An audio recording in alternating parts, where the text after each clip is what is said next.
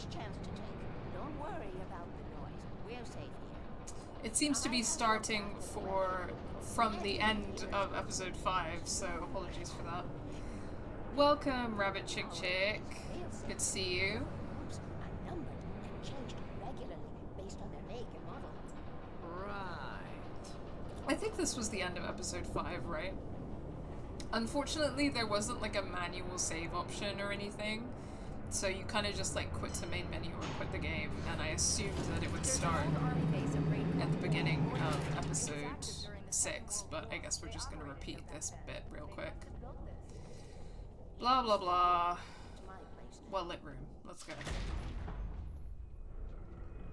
Take it, and I won't need to worry about the room anymore, because 6 and 33 and 118 need changing soon, and I don't want to climb up Cynthia the ladder Weaver to change really them said, because it's very "You make late, me do and I'm too tired. much And if you quit, I labor." won't have to do that anymore. And she's right, you know, it sounds like a lot. The page It sounds was like there's been a lot of pressure on memory her. from my childhood. But I didn't write this. It was a page written by Thomas Zane. None of them were supposed to exist anymore. Alan, 7 years old, would fight sleep to the bitter end. When he did sleep, he soon woke up, screaming, the nightmares fresh in his mind. One evening, his mother, sitting by his bed, offered him an old light switch. She called it the clicker, and flicking the switch would turn on a magical light that would drive the beast away. To imbue the talisman with all possible power, she added that it had been given to her by Alan's father. Alan never knew him, and anything of his took on mythical proportions in his mind. With the clicker firmly in his hand, It's hard for me not to hear Clicker and think about The Last of Us. Cursed Zionist game, sorry to invoke its name. But yeah. I kind of hate that it's like appropriated my association with certain mind's things, whirled. but whatever. I'd given the clicker to Alice, yet it was here. Zane had written it into existence, in a story I had written. So, what's going on? I can get to her now. I can finish this. That's, yeah, a little recap of that. So what's going on? Did Thomas Zane write Alan into existence? Sorry, just switching off the music a second there to avoid copyright. Or is Alan Thomas and Thomas Alan, or what's going on? I think of Karen Pryor's dog training method with the clicker. Oh, interesting. What is Karen Pryor's dog training method? I'm not sure I've heard of Karen Pryor before. Please share your knowledge. Hi, Layla. You're here just in time for the last episode of Alan Wake. Say hi, baby. Hello, everyone. Okay. Alright. Just gonna... On Alan Wake, I wrote a horror story that has come true. Thomas Zane did the same in the 70s. You will go no further. If I continue like the Dark Presence wants me to, the story I'm writing won't save Alice. It's a horror story. No one will survive. You knew Zane! Thomas Zane! You're the Lady of the Light in the song! He left something behind to help me. The clicker. Alan thought of this as he stood on the rim of Cauldron Lake, the clicker in his hand. He took a deep breath and jumped. I can get to her now. I can finish this. Is the final countdown. Episode 6, Departure, which, as I recall, was the title of the manuscript that he started working on. So, that's spicy. New York City, 2 years ago.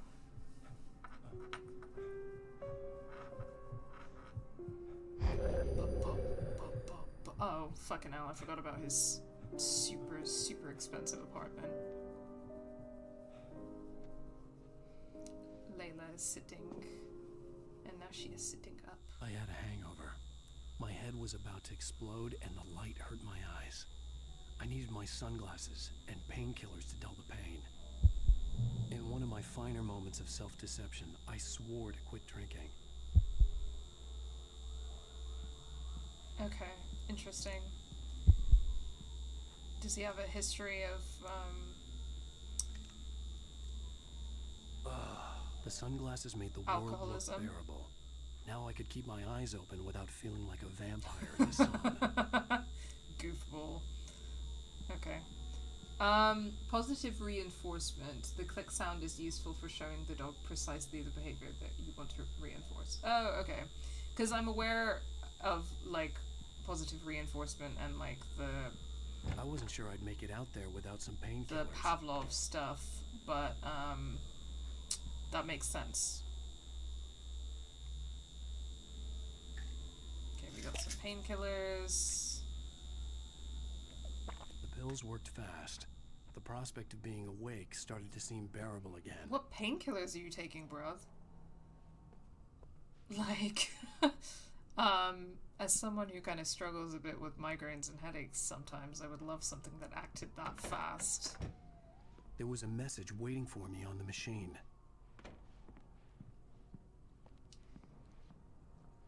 It's really funny that it is kind of really funny that he just genuinely writes on a typewriter. But whatever. White male writers do be doing what they be doing. I think it would be kind of nice and fun to have a typewriter, but like, you know, for fun and decorative purposes, you know, I'm not like above that. I'm not like too cool for that. But practically speaking, like in this day and age, why not just use your computer or notebook or whatever? Because like,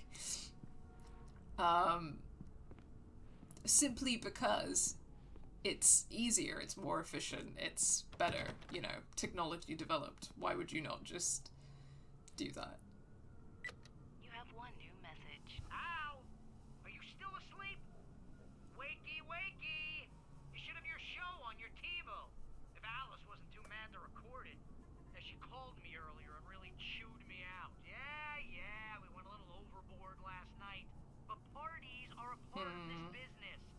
Al, look, I'm saying this as your friend. She's not doing your career any favors by trying to run your life like that, okay? I'll talk to you later, Al. Watch God, the show. you know, the thing about, I've been thinking about this, and the thing is, like, Alan Wake is a dickhead, but also Barry is a dickhead and is shitty to him, and also his wife Alice. I've been a guest on the talk show. His wife Alice is also kind of a jerk and is kind of a jerk to him. So I've said all of this before, but I think the thing is that, like, do I particularly like him? No, but have I particularly liked anyone in his life that he has relationships with? Also, no. Which, yeah. This night, talking about my latest book.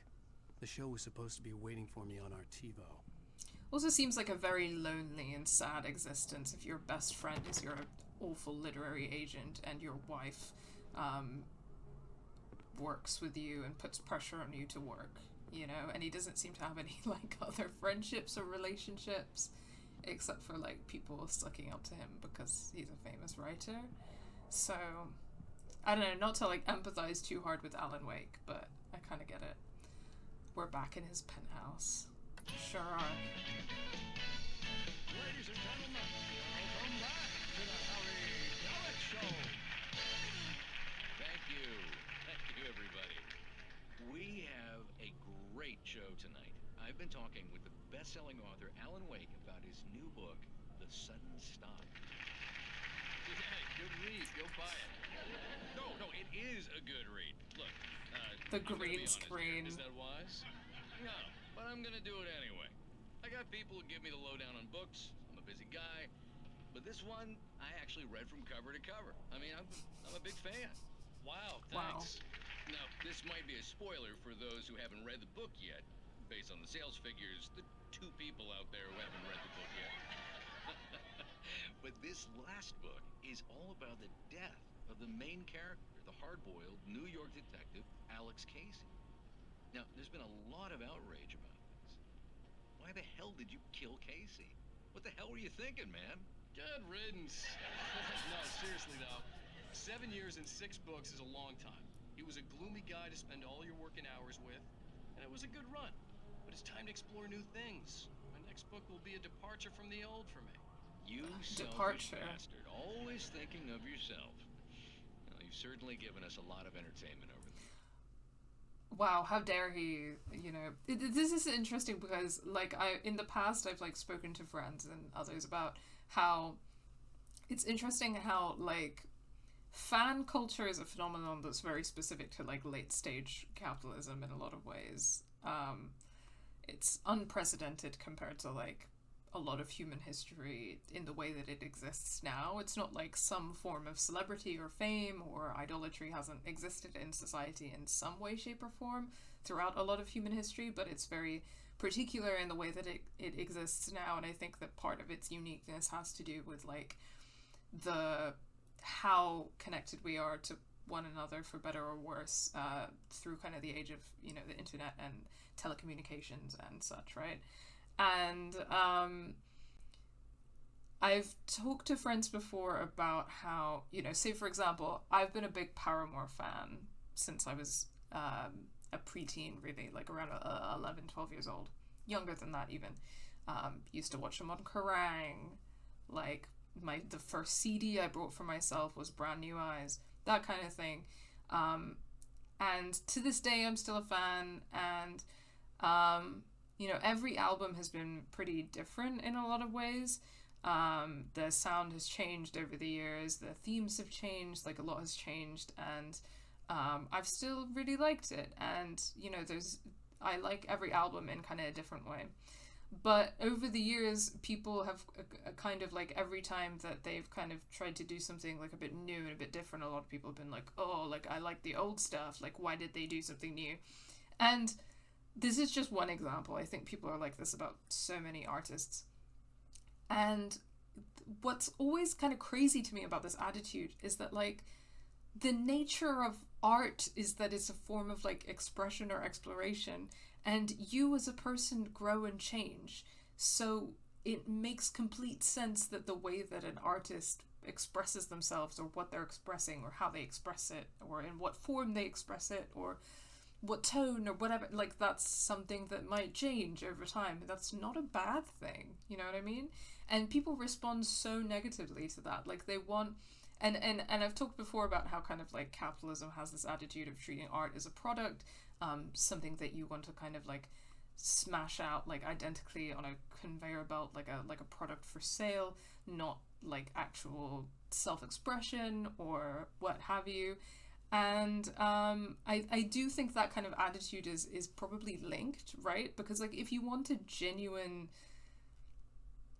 to support genuine art, then you would support artists in trying new things and, you know, like, growing and changing with the art, growing and changing with the people, you know? But anyway, so I'm bringing that up because of what Alan's talking about and how this interview is kind of recontextualizing some of the things that have happened in this game so far. Like, the book is called Departure because he wants a departure from what's been before, but it's not just like writing about the same character, I feel like, kind of artistically in stasis somehow, but also that the reason for that stasis is because he's this famous author, and his agent, his publisher, his fans, they all want him to keep writing about the same character and keep writing the same books over and over again. And that's just so antithetical to, like, what art should be about. So that's just an interesting development. And I've said this before, but really just watching an extended clip like this, the way that, like, they have live action actors playing the characters, and then the voice actors are different actors, and the voice and the face are not quite matching up, is, like, so it does add to that kind of, like, weirdness in a way that I wasn't sure about at first, but I think I like it now. Now that you mention it, Casey was a gloomy guy. Never had much luck with his love life with the ladies. Wow. Was that autobiographical in any way? Yeah, no kidding. Casey's lady friends tended to die on him. With Casey, it was all about his pain. No, nothing autobiographical about that. I'm a happily married man. My wife is my muse. Congratulations. That's great to hear. Wow. So, how how's the publicity tour been treating you? Good. Great. But I gotta say, I'm glad to be back home in New York. Well, you've certainly been on the news a lot lately. Lots of parties and, Wow, okay. got into a fight with some paparazzi. Wow, Chapel Roan core. Not Alan Wake doing something Chapel Roan core. This negging banter tone is endemic in video games for some reason. Characters are instantly jerks to each other. Do you mean the tone in the interview, or what do you mean exactly? I was gonna say something else. Yeah, I was gonna say I'd be curious to look this up, but I know I looked it up earlier that Remedy is a Finnish studio. They're based in Finland, so I'm wondering if the physical actors are Finnish, and then they cast different voice actors because they wanted people with like American accents. And some of the writing that is like a bit corny, I think that you get the sense that its corniness might be because of like a second language thing, which is funny because, you know, people often complain about that in Life is Strange and I don't really care. I have been making Chapel Roan in The Sims today. Amazing. I can't wait to see it. Please screenshot, share, all that good stuff.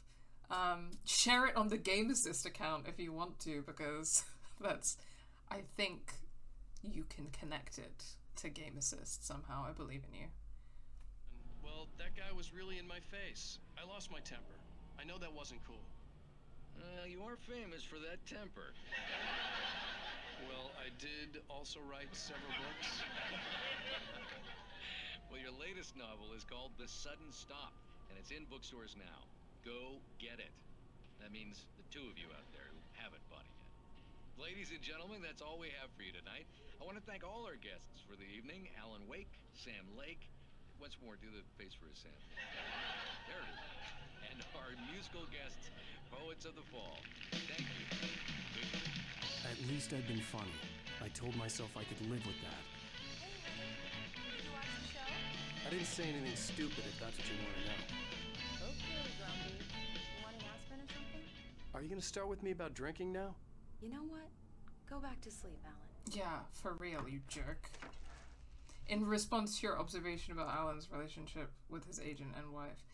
Yeah, that's interesting. I'm trying to think about other games where I have felt like that, but it might just be that like a lot of games I play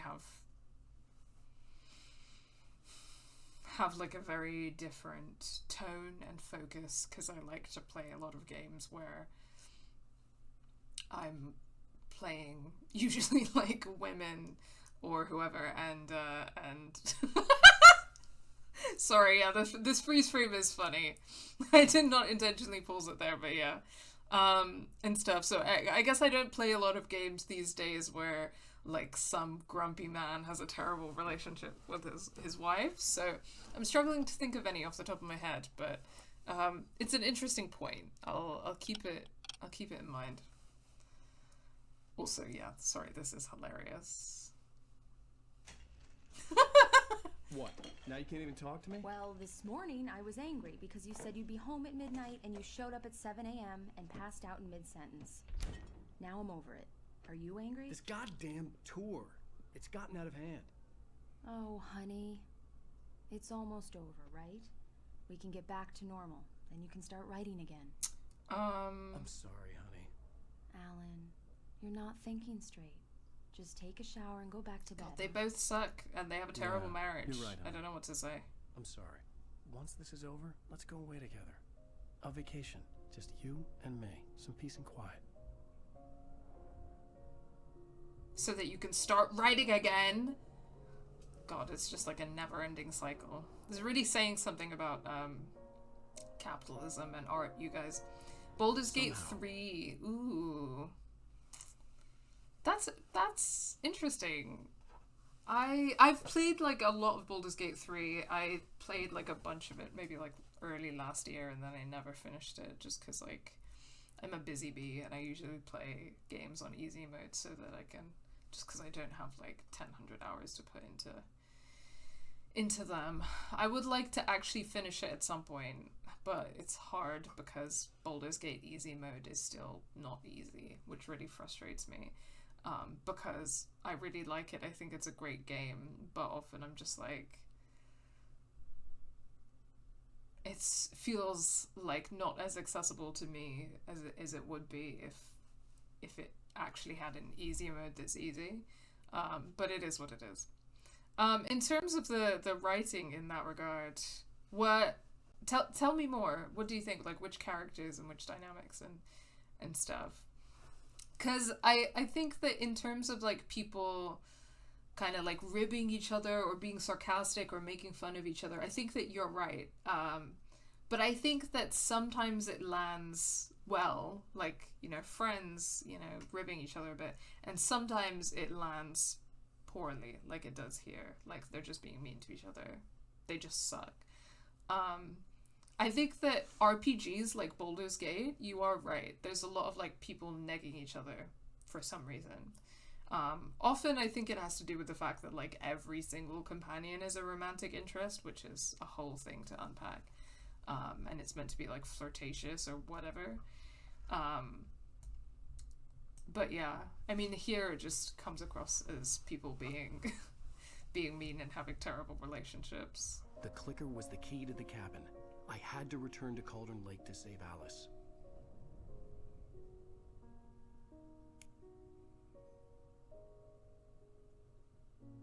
I'm going back to the lake to finish this.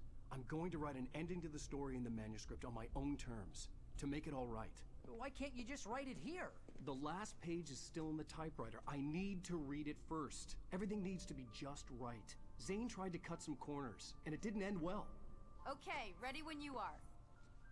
I'm sorry, Sarah, but I need to do this alone. Why? Barry, You take idiot. her gun. Just take the help. Miss Weaver, close the door when I leave. I hate it in media when someone's, I gotta do this alone. Well, you don't gotta do this alone. Just accept the help. Good luck, Al. See you later.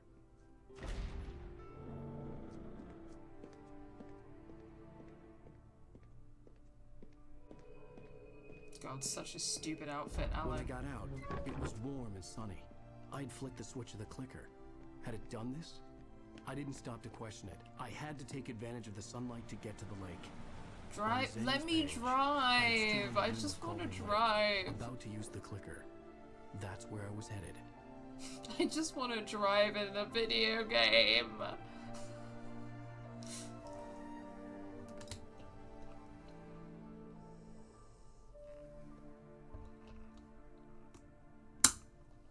Oh, it's just gonna cut to something instead of... Alone, in daylight, surrounded by the beauty of the Pacific Northwest landscape. It was hard not to let doubt creep in one last time. I could still chalk everything up to a dream, a delusion. I had enough imagination to make up something like this, having been in the cabin all this time, trapped in a story inside my head, gone mad from grief over Alice's death like Hartman had claimed. There would be no way of knowing. I told myself it didn't really matter. My course was set. If this is all a dream, then I will, then I will be writing to Remedy Games and complaining. But I don't think that that will be the case. Because I don't think it's going to be as simple as that, right? I didn't play it for long. I've seen lots of pieces. The sarcasm antagonism is baseline, which just doesn't match reality for me. I hear you. I do. And I think you're right that a lot of fantasy RPGs do that. And sometimes I also would say that I find it to be, like, a bit much. Which isn't to say that realism is necessarily, like, what I want in games, but I just think that it's kind of like you're always seeing that, and then at a certain point you're like, okay, well, I'd like to see something different. I wonder why the writers do that. Yeah, I also wonder. I don't know.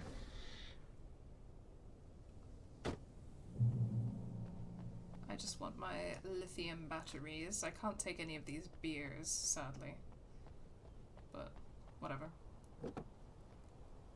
Also, I don't know what's going on in this town that, like, all of these cars are abandoned and Alan can just, like, take them. The Majestic Motel with 2 L's.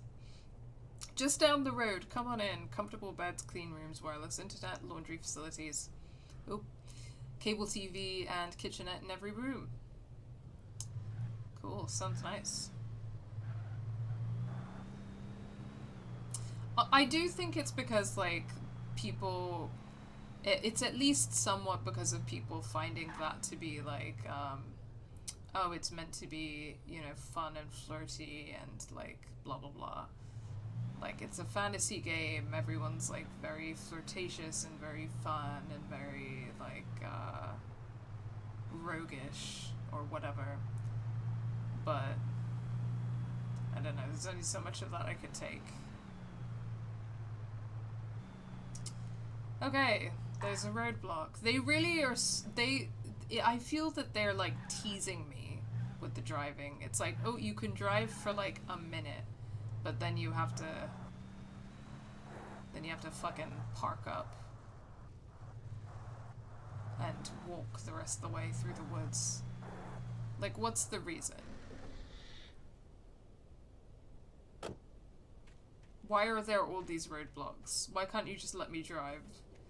Why can't I drive around Cauldron Lake? Why can't I explore Bright Falls? Like, that's definitely... Personally, for me, that would be, like, a critique that I would have. For sure.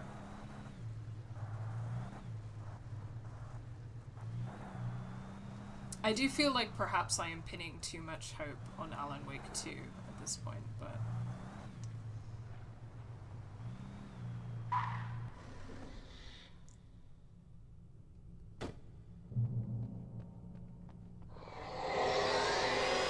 The darkness had touched me. There was a link between us, always would be. I could feel its presence again, getting closer. Okay.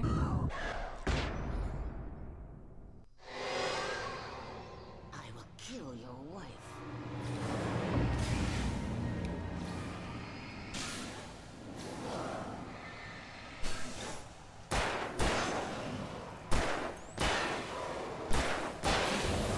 I will kill your wife.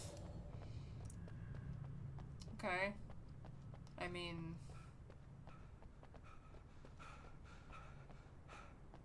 Why? The dark presence was no longer trying to capture the writer so he could create the ending it wanted. The writer knew too much. He was too strong. And he carried a weapon left behind by Thomas Zane, something that could hurt it. Now, the darkness was doing everything in its power to simply stop the writer from ever reaching Cauldron Lake and the dark place it came from. Okay.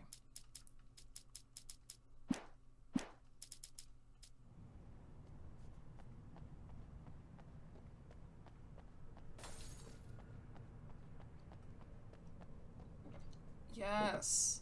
Okay, but can you, like, let me drive for, like, a good amount of time? Or is this just gonna be...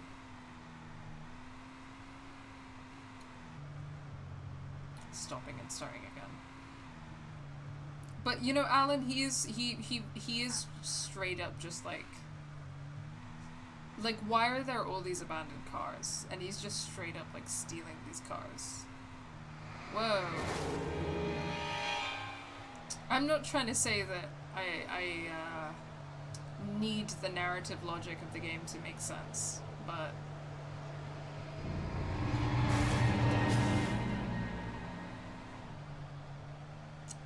I'm just making an observation. Okay. Oh, this is the Majestic Motel?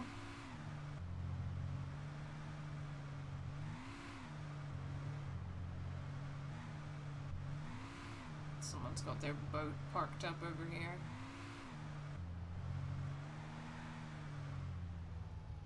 Okay, wait, no, let me go in the motel because I think I can grab some stuff. And there might be a manuscript page in there and then I'll drive around. Just making a little pit stop. Hope that was... I didn't see that there.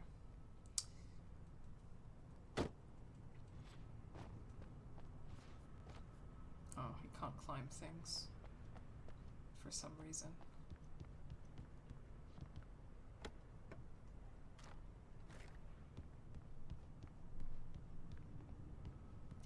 There we go. Okay. Yes, shotgun. Okay. Based on the signature in the motel register, Agent Nightingale had stayed here, in room number 2. Okay. Did Agent Nightingale die? I'm trying to remember. Oh, coffee in the toilet again. Wonderful. The Majestic Motel, general information, refundable $100 security deposit is required on all reservations. No personal checks accepted. We take all major credit cards and bank cards. Checkout time is 10 a.m. No loud music, no pets. 1 vehicle per unit. Facilities are for registered guests only.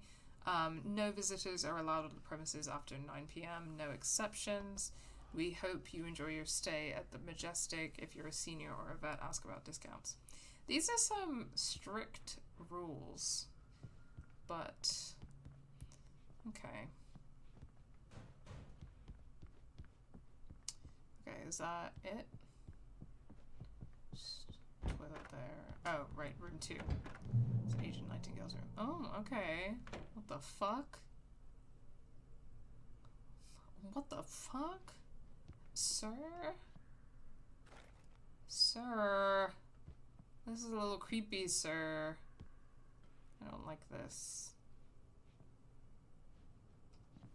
This had obviously been the room where Agent Nightingale had stayed when he hadn't been busy harassing me. That's just a bottle of wine and some crisps called Big Stuffers. Looks like What's-Its. That's Dr. Hartman's book, The Creator's Dilemma. A lot of beer. And some flashbangs, I guess. And all of these fucking photos. Okay, well... Ah! God, you guys... Could have fooled me, pal. Return of the blue-collar workers. Actually, no, sorry, that looked like a white-collar worker.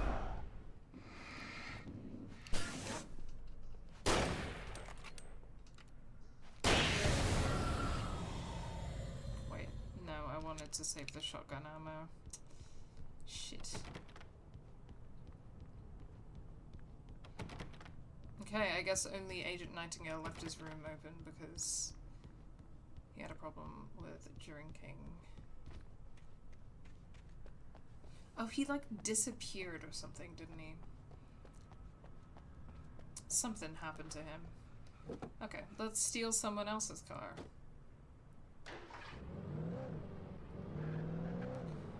Burning midnight oil again.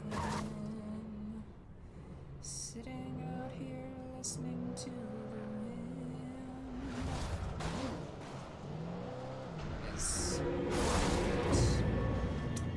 My car is taking some damage from that.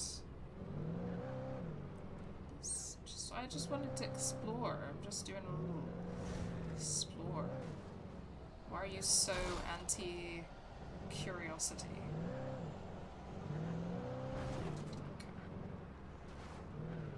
Okay. I'm just gonna try and drive through this. Okay, alright guys, this is all feeling pretty rude to me, you know what I mean? Exploring. I'm just trying to do some exploring. Why does nobody want to explore anymore? Why does, like, I feel like it's giving, like, in a zombie apocalypse drama where everyone's, like, left their cars behind and stuff, but, like, as far as I could tell, it's just that something weird happens in this town at night.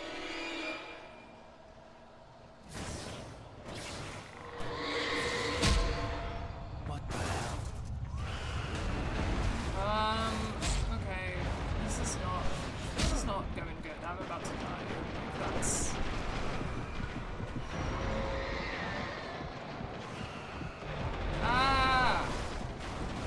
past the poltergeists. I'm trying. Ah! Okay.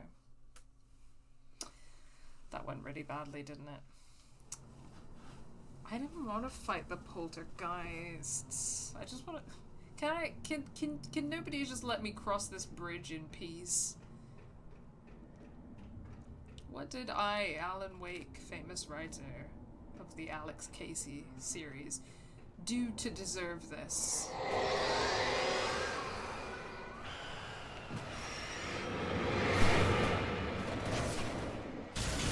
Oh, okay. I'm just gonna have to kill these guys all day. Fuck. Okay, I'm just gonna have to try and kill these poltergeists. The bridge is well, what's the bridge mad about? You know what I mean? Like, what did I do?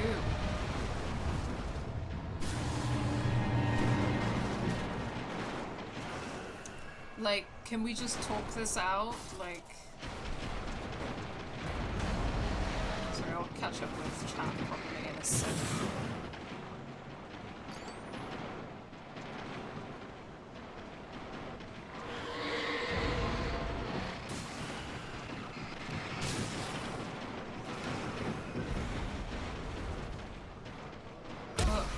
Come on, guys. It's just... so unproductive. This is so counterproductive to dialogue. Off topic, but have you played 1,000 Times Resist? I have heard of it. I've not yet played it. I think Fia has played it. And I think that they really liked it. I think it would be game assist appropriate. Yeah, I definitely want to check it out at some point. I don't know anything about it, but I kind of like it when I don't know anything about a thing going into it. The less I know, the better.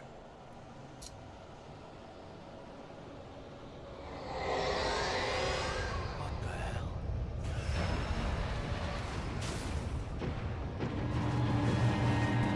Oh, come on. So uncalled for. You know what you did. I don't know what I did. Wallah, I don't know what I did.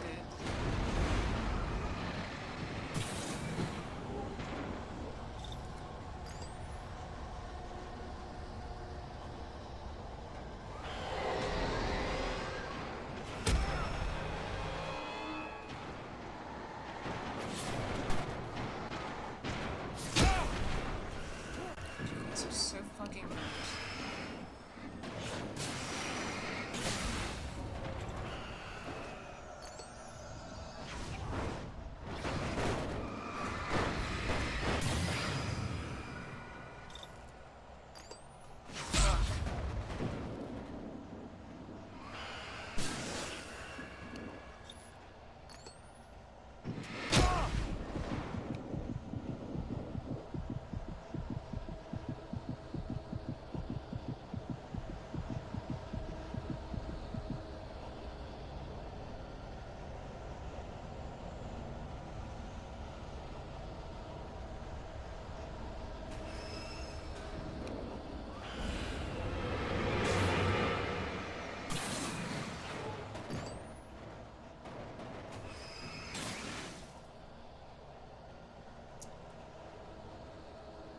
Bit spooky.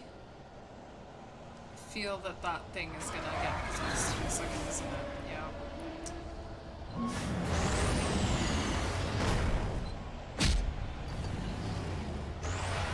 Oh, I'm trapped. Great.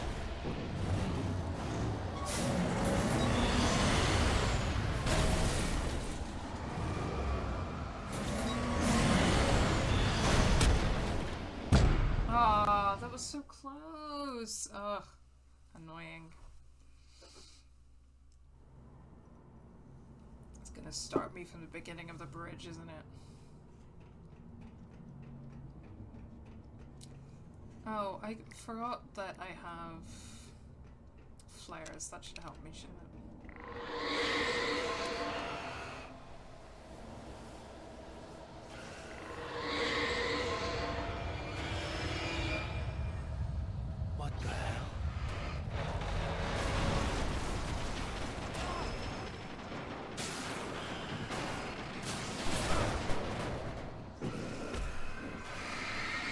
think I'm just getting impatient, which is not good. It's just making it harder.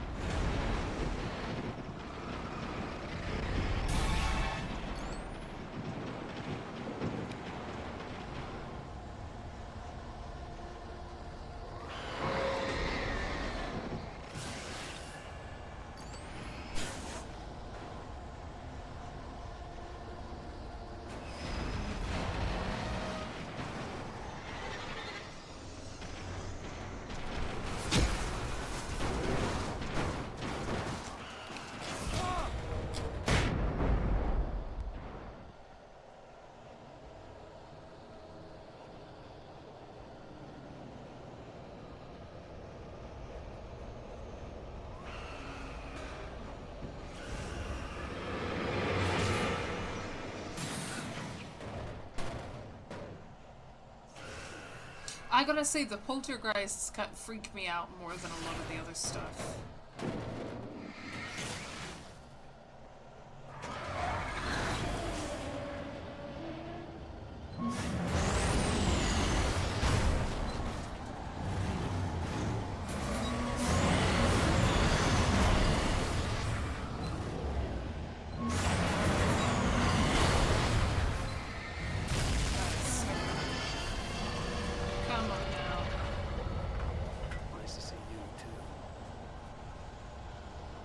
Checkpoints? Thank God.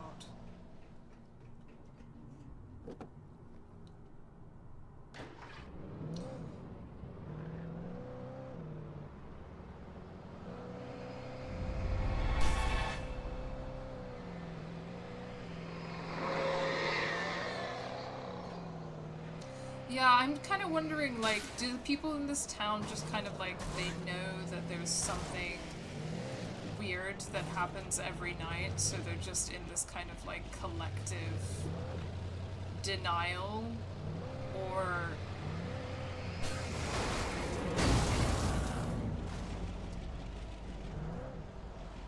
what, you know? Like, what's the vibe there exactly? Okay, well, that was a checkpoint, so...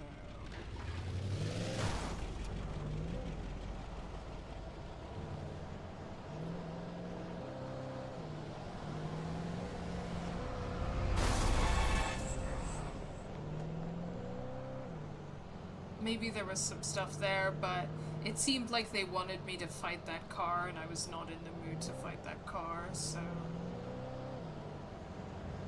Maybe I missed some extras. Sorry, guys. Ah! Okay. That seems a little excessive, you know? Seems a little excessive. Seems a bit like there's a more productive way to approach this situation. Maybe the cars are abandoned because Alan has been killing the owners. You know what? He would do that, wouldn't he? Mr. Wake. Okay, yeah, I just got this car stuck here, so that's great. I think I can go around the other way, though.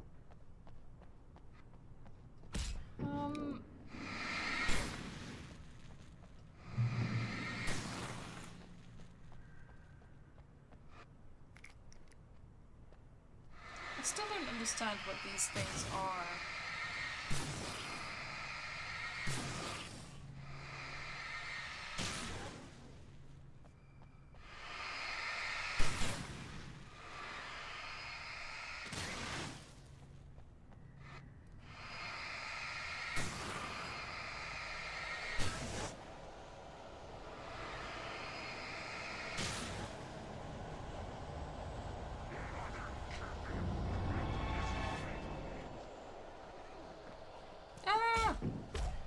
Oh my god, Alan.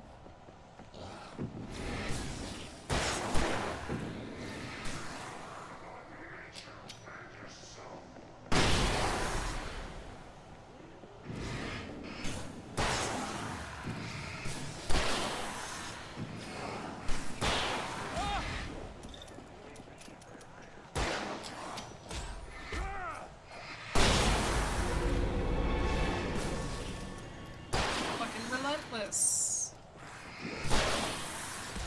Ah.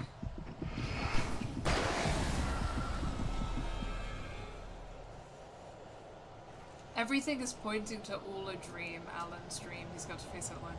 I really hope not. I really hope not.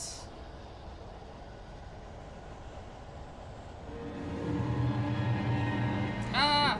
God, you guys are so... Can you just cut it out? Okay, here we go. Okay, I was worried I was gonna like miss a bunch of manuscript pages, but I think we're doing okay. The bottom of Cauldron Lake was a graveyard of things the lake had claimed in one way or another over the decades. The dark presence brought them up in its wake, scattering the rotten waterlogged hull of an old boat here, the remains of a long-ago crashed airplane there, trees shattered under the impacts. The earth groaned. It didn't even notice.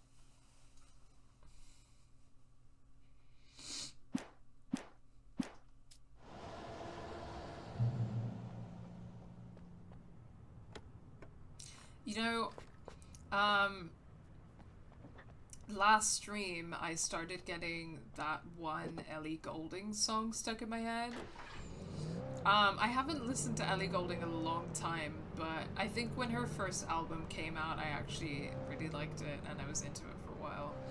And there's a song on there called The Writer, which I hadn't thought about in years. And then the other day when I was streaming Alan Wake, I was like, why don't you be the writer? I don't remember what the rest of the lyrics are. But that was the song. Anyway, that's Alan Wake's anthem. That's canon. Her first album was so good. I remember really liking it. I don't really know what happened after that. Like, what happened to Ellie Goulding? Like, why did she do that? In the end, Barry wasn't going to shoot Sara. They both knew that. Once she had no chance of catching up to Wake, Barry gave up the gun and sat down on the floor, shielding his face from the merciless glare of the well-lit room. I don't think I'm ever going to see him again, he said in a weak voice. Sara didn't have it in her to be mad at him. Besides, he was probably right. Okay. Do I have to go through the woods again? Come on.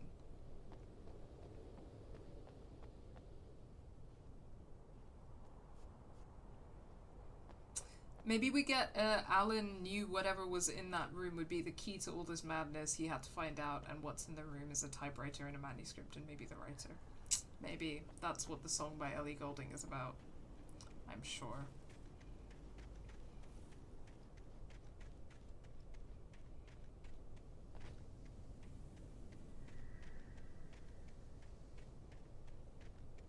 Oh, I remembered what the lyrics are. It's... Why don't you be the artist and make me out of clay? Why don't you be the writer and write the words I say? That's the lyric.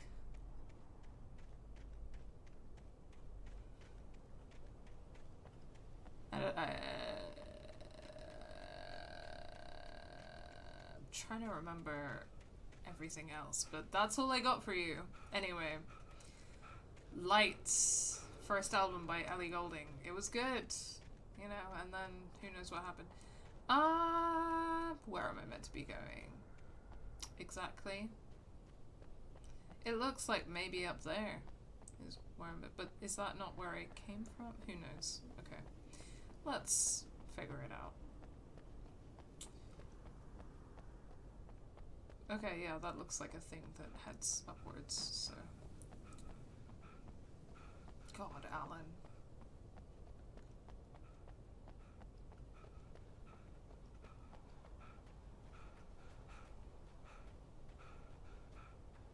Here we go. It's a shame I ditched the car at exactly the wrong place, but whatever. She Fiat 5000 to find herself. She Jess Glynn herself. I don't know who Jess Glynn is, but I'm sure that that is a funny joke. I just realized the album is called Lights as well. Ellie Goulding's first album, was it actually about Alan Wake? That's the question. That's the real question. I gotta head out now. If the ER is quiet tonight, I might open the stream again at work, but if not, I'll watch it tomorrow. Either way, hope you guys enjoy the rest of the game. Thank you so much for dropping by, Bitter Now. I hope that your shift in the ER is okay. Lots of love, and I hope the night shift goes well. Thanks for stopping by.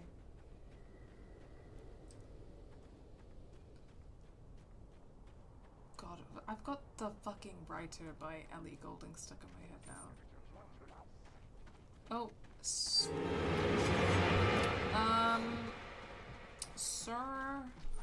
Oh, there we go. Oh, hey, Layla. Do not put your nose in my soda. That's not for you.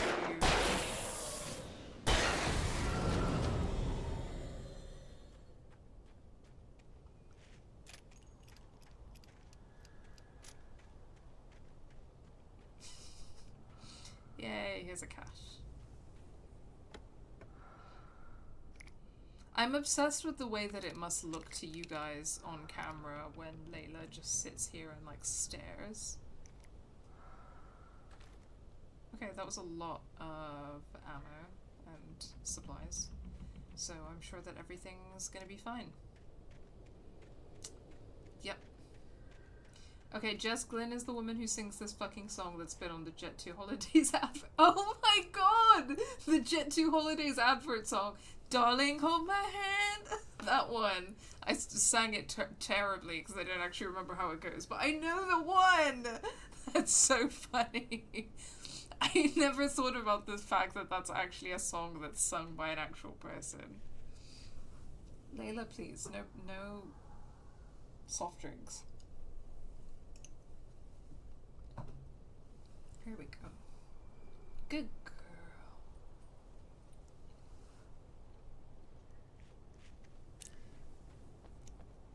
Darling, hold my hand.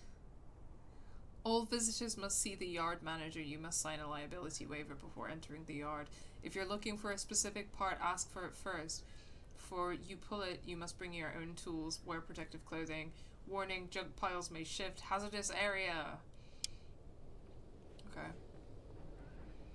It came out the year I started uni and it has haunted me. Yeah. It's not...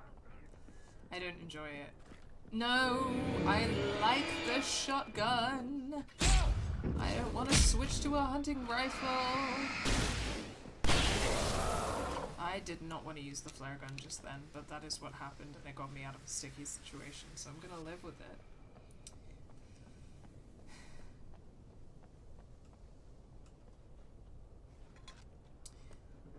Coffee, batteries.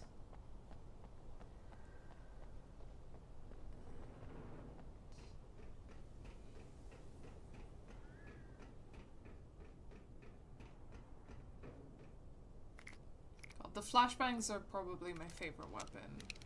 The shotgun and the flashbangs are really helpful for someone like me who's terrible at video games.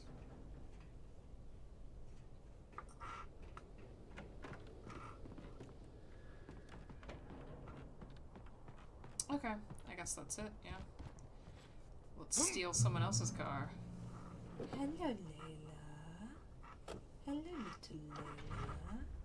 She's sat off screen. Oh wait, this is not gonna automatically open, is it? Do I need to get this open somehow? I had to get the gate open. Yeah, okay. Okay, how do we get the gate open? Ooh. Maybe I already went this way and already found a cache, but I don't know if I did.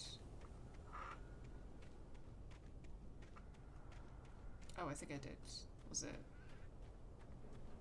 There, yeah, it was. Hello, Layla. Hello, little Layla. You guys will never ever have to redeem Show Me a Cat again, because she just comes onto the camera of her own accord. Who's a pretty little girl? Who just wants to hang out? She just loves to queen out. So true. She just can't help it. It's who she is. She was born this way. Okay, how am I getting the gate open? Do you have any ideas, Layla?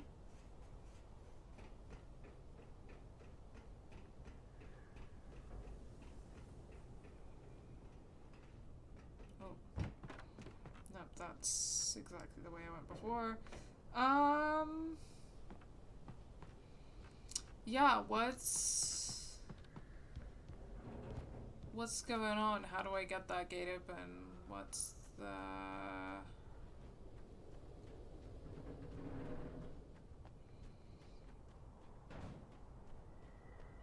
answer to this puzzle?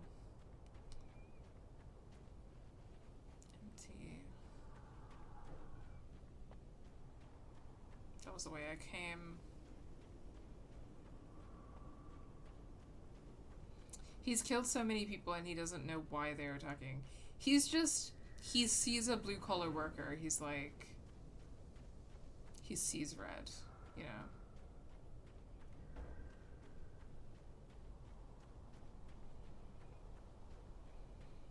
He's running around Bright Falls, losing his breath every 2 seconds because he doesn't do enough cardio, and then he sees a blue collar worker and he's like, I'm so resentful of the fact that you are stronger and fitter than me, and the blue collar workers are like, it's because if I don't do my manual labor job then I will die, and also my working conditions are terrible and the workplace hazards are everywhere. And Alan Wake is like, this isn't about building solidarity and a holistic critique of capitalism. This is about how I am projecting all of my insecurities on you in a way that is classist. And that is what this game is about. How the fuck do I get this gate open?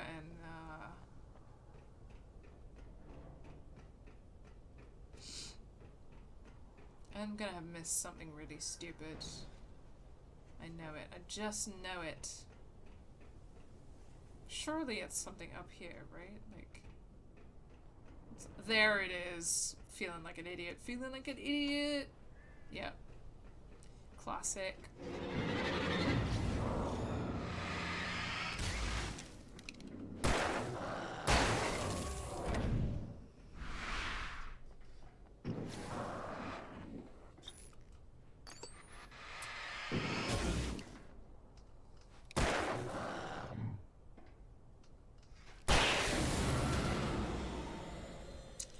He is just straight up killing all these people and stealing all these people's cars, man.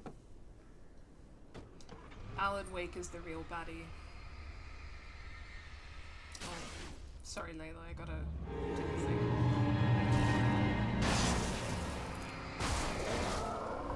Oh, is that what I think it is?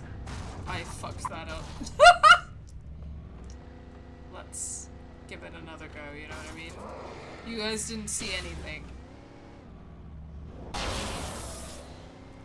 Ah! Fucked it again. Can you just pretend that didn't happen? Okay, thank you. Let's try this one more time. There we go. That... What are you talking about? I got it the first time. Yeah.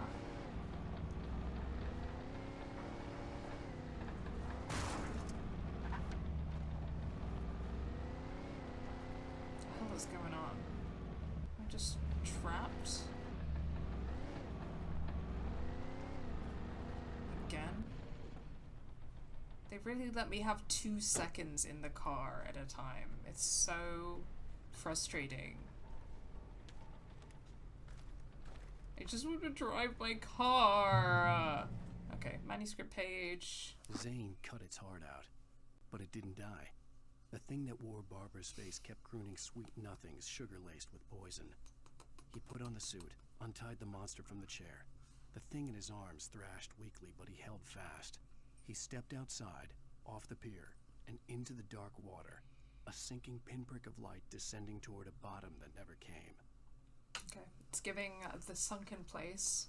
Do you think Jordan Peele has ever played Alan Wake?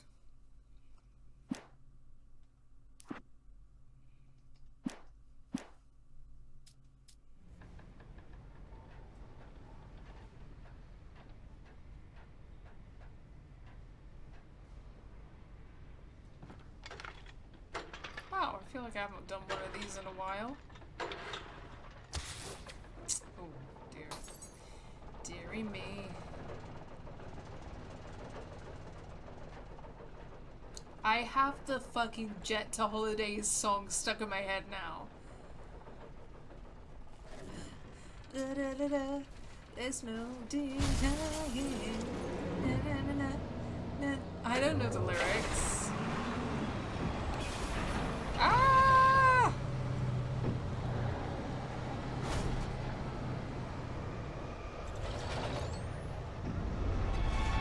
Ah! Ah! It's all happening, it's all happening.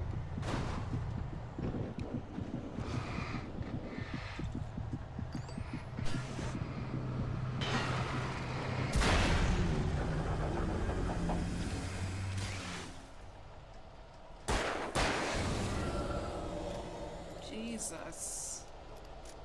Jesus. Okay, where's the... There it is.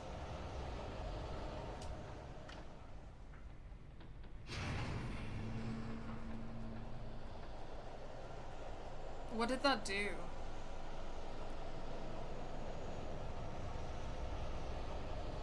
I actually don't know what that did.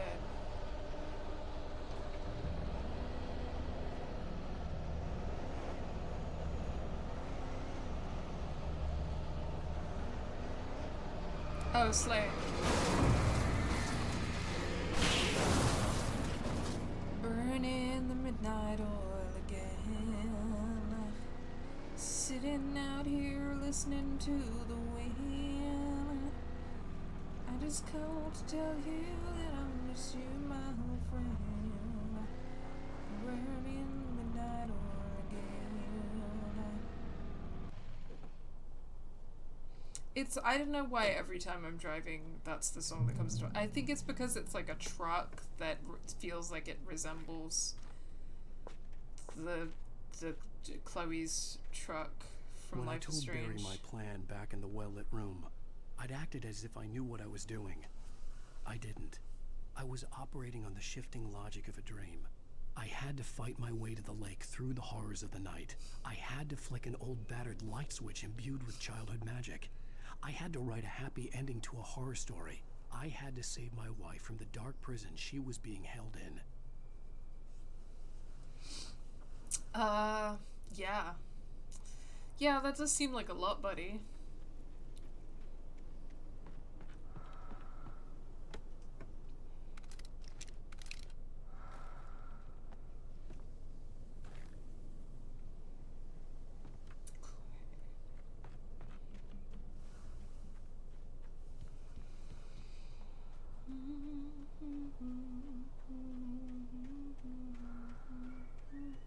Thank you for the directions, lamp lady.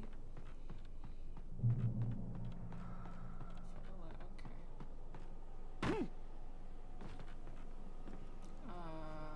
Okay.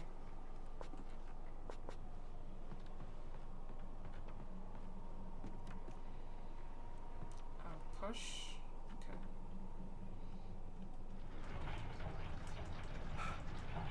Layla.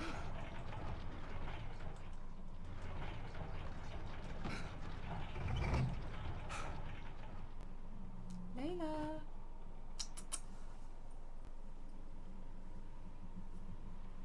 She's facing away from you guys, so I'm sorry about that. But I get to see her adorable little face. Yes, I do. Yes, I do.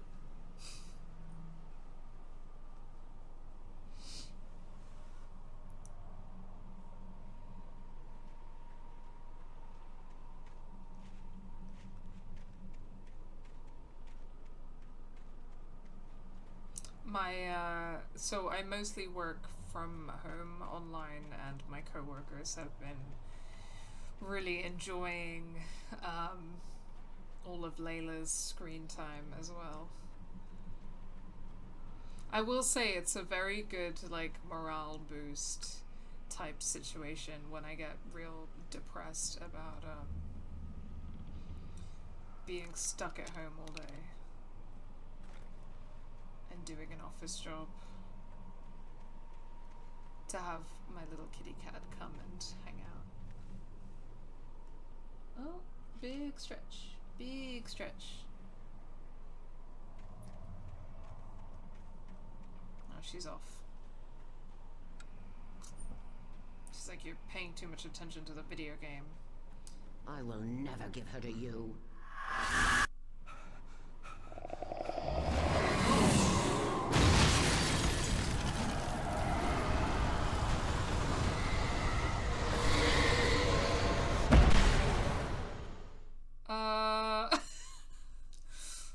Well, that went south pretty quickly.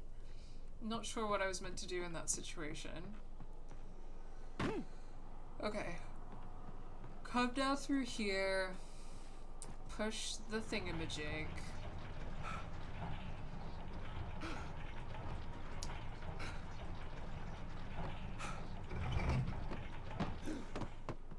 And go this way. And get the pump action shotgun.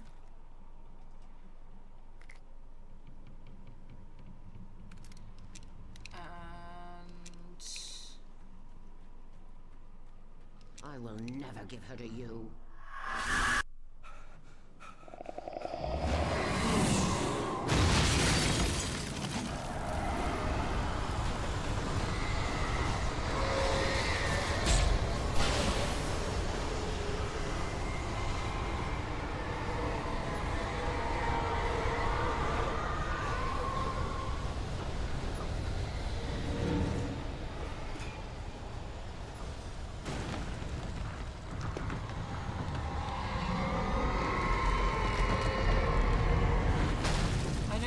understand how I'm meant to be doing this, but, you know. Ah!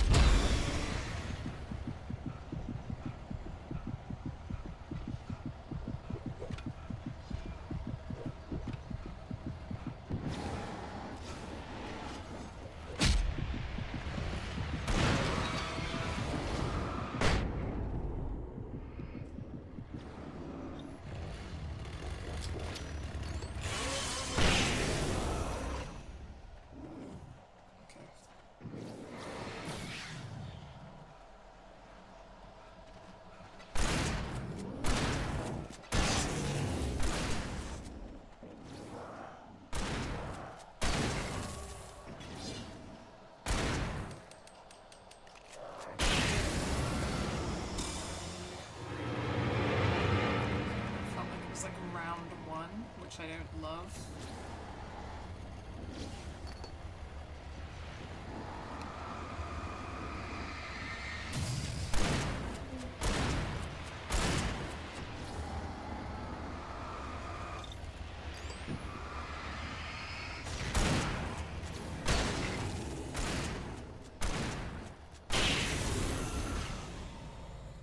Oof, okay.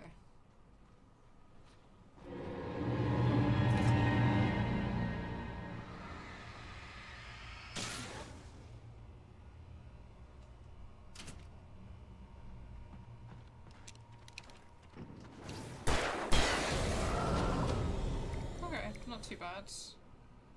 Not too bad. But, how do I get through? Oh, push. Gotcha.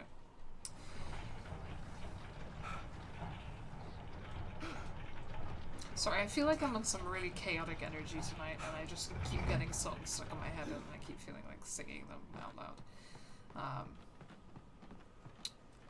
Sorry. I hope that it's entertaining rather than annoying.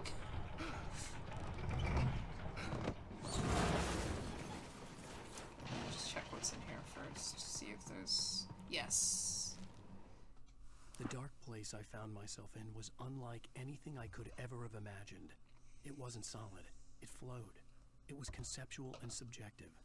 For someone else, an artist in another field, it would have been very different. I could sense the story of the manuscript all around me, the words and ideas floating in the air, poised to become real. Okay. Looks like there's one page left. Because all the ones with the fire icon next to them can only be found in nightmare mode. I could see Mirror Peak in the distance. That's where Cauldron Lake was. Okay, so I'm getting close. It's the final countdown.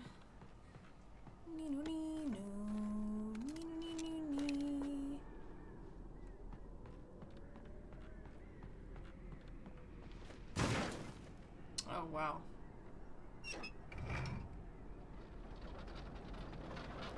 Just let gravity do the work? That's terrifying, but okay.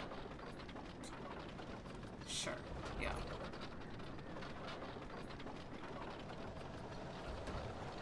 Oh, the birds! The birds!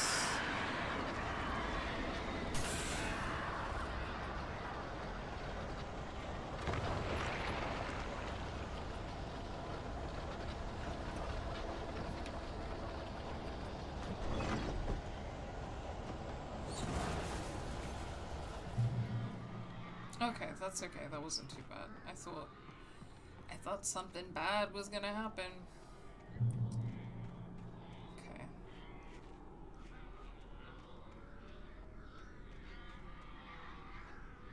Oh, this is some interesting sounds those birds are making.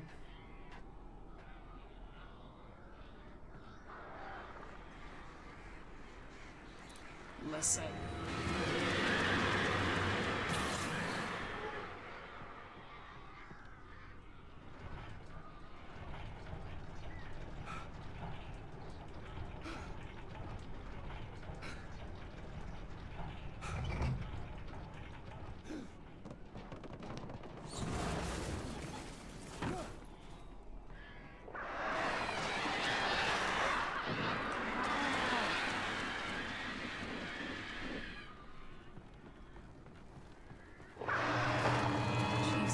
Fucking Christ.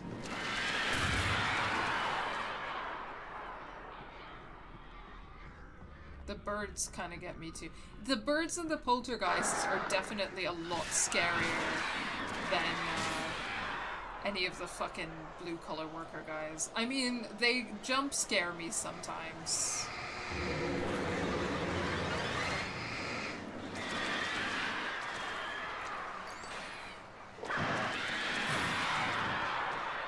They definitely jump scare me, but they don't, like,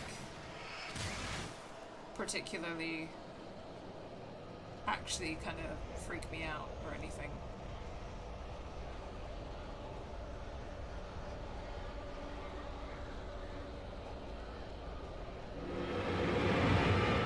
Oh. Jesus Christ, you guys. Oh, that was not...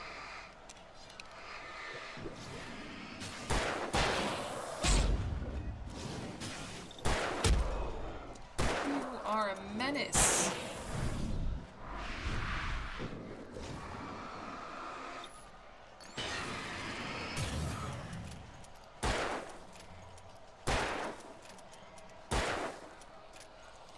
I meant that at the guy who throws axes, not the other guy.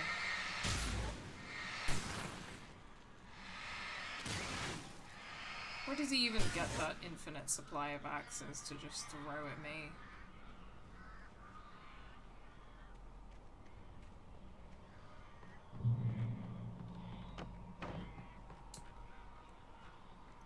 A bit dark in here. Okay.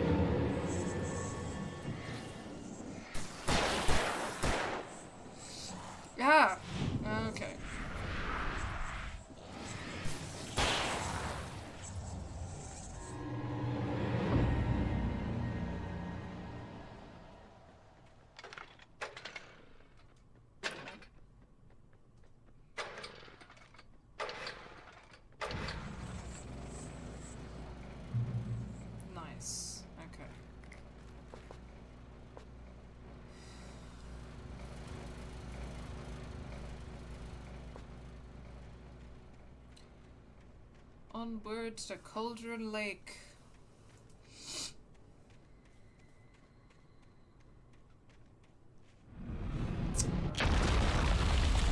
How? Ah! Okay, the guy who sort of phases in and out of existence is a bit tricky as well.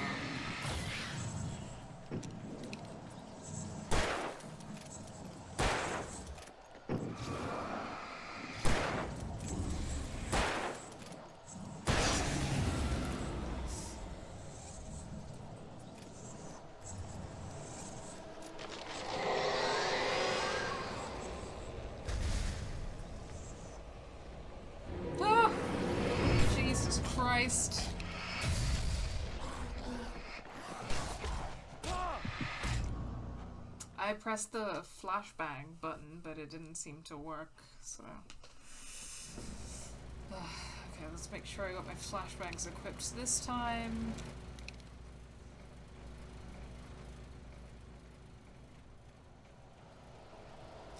Okay, and it was out this way, wasn't it? No? This way, there we go.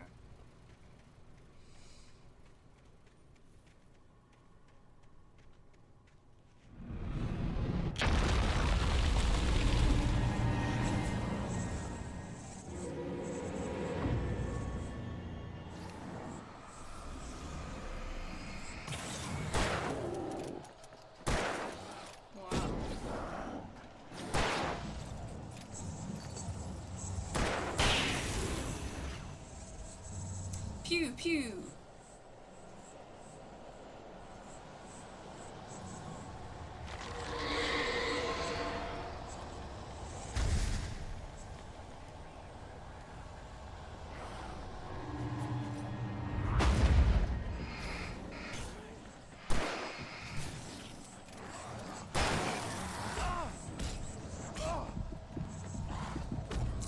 Come on, you guys!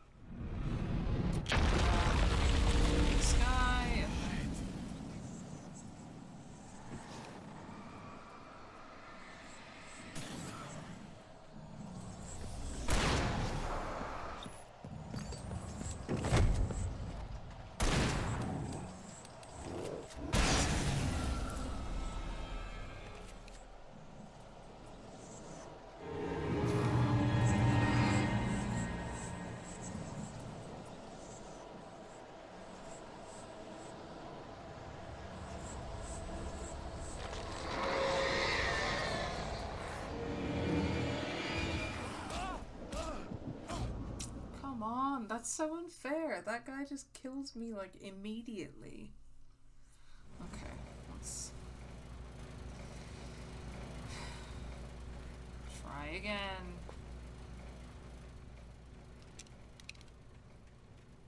Come on, Alan.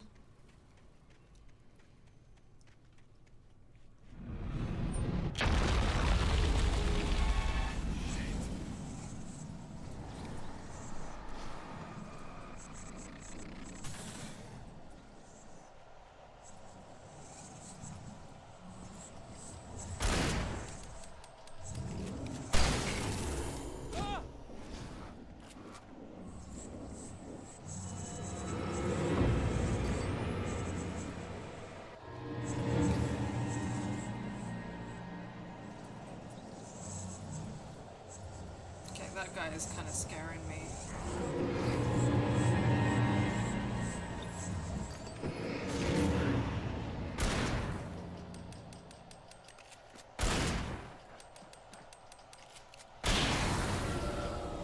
There we go. Fuck you, buddy.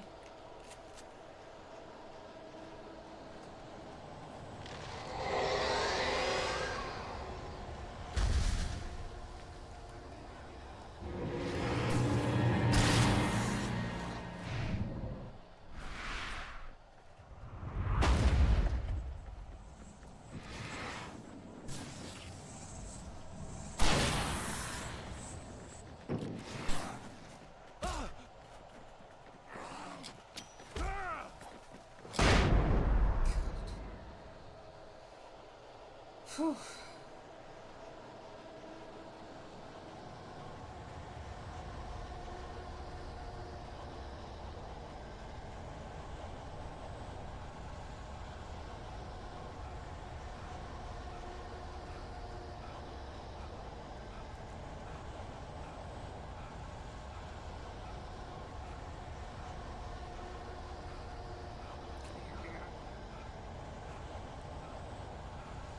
Chop chop, Alan.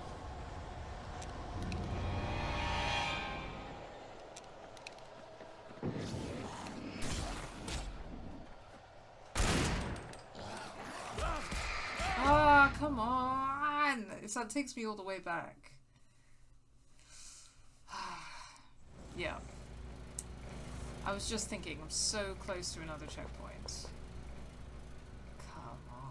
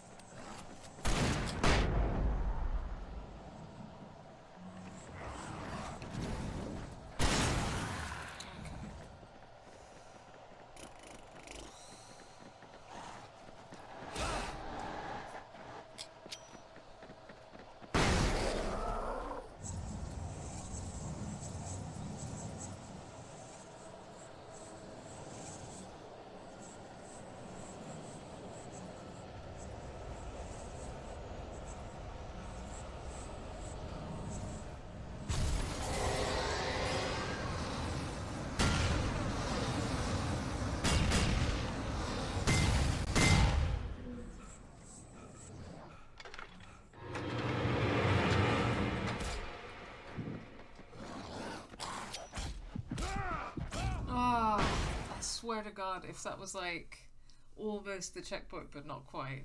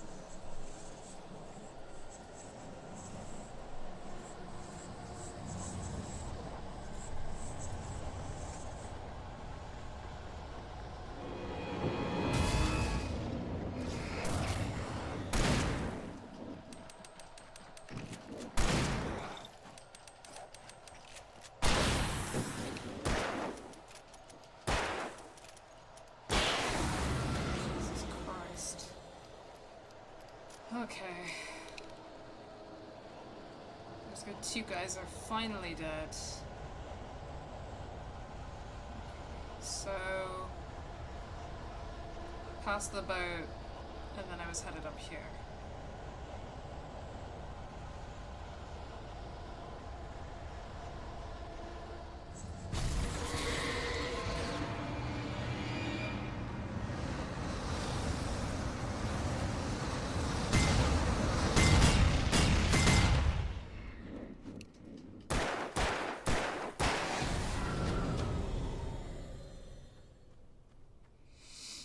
Okay. Praying that that is finally it. There we go.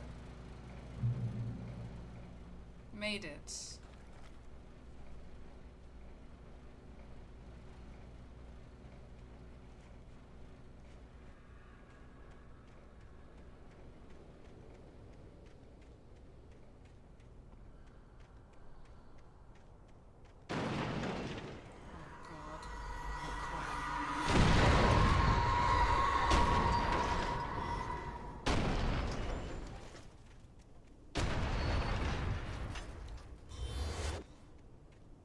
That was a close call, huh? Oh my god. What is happening?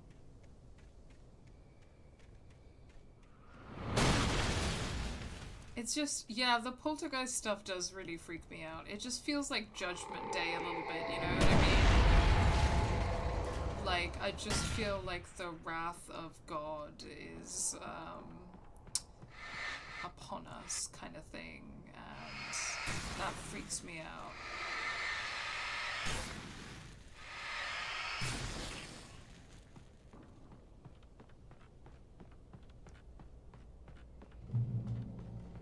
Okay, I think we're almost there.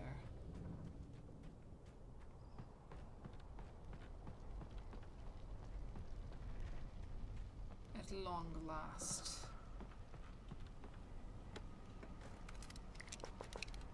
Although this amount of ammo doesn't bode well.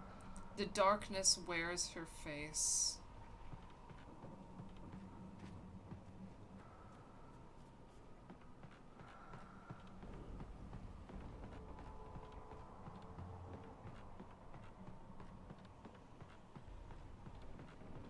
The darkness controls the Taken.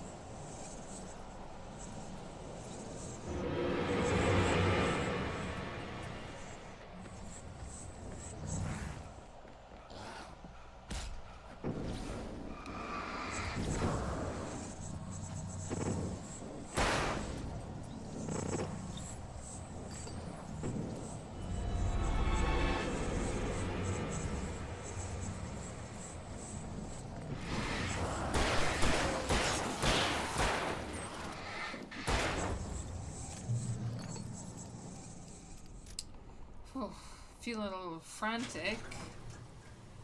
Feeling a little cornered. Feeling a little like the protagonist of a video game with survival horror elements to it. There it is. After Zane had gone, I stood alone in the shifting dream that was the dark place. I had to find a way to the cabin. I'd written myself a way through this place in the manuscript. I followed the idea of a path. I'd written myself across the ocean that blocked my way, and with that, there was a bridge to the island beyond. The idea of the cabin flickered in the underwater darkness. I willed the cabin to be real, and it was.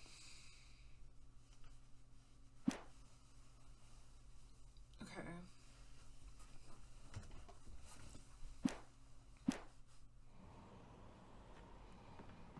So somehow I gotta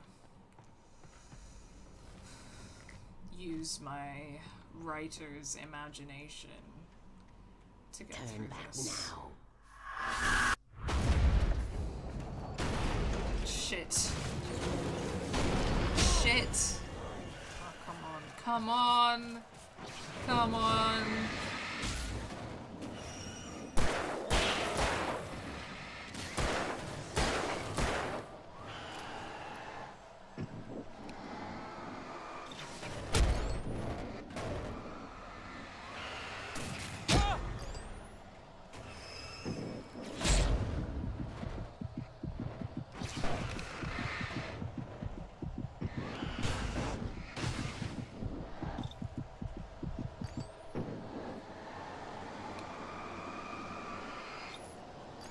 Oh, hey, Lost and Fairy.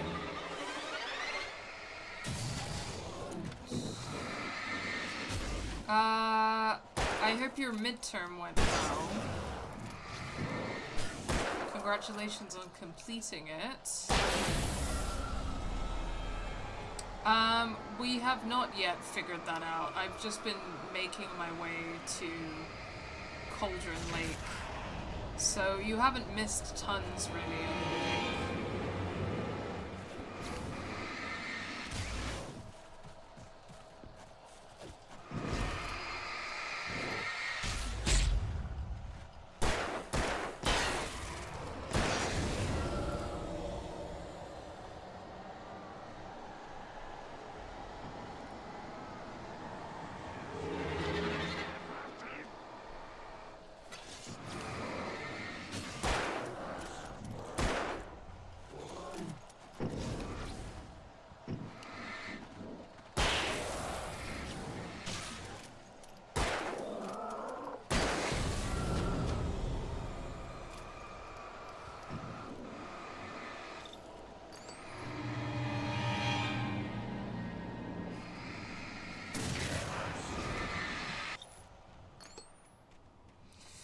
Oh, okay, I think. Do as you're told. Ah!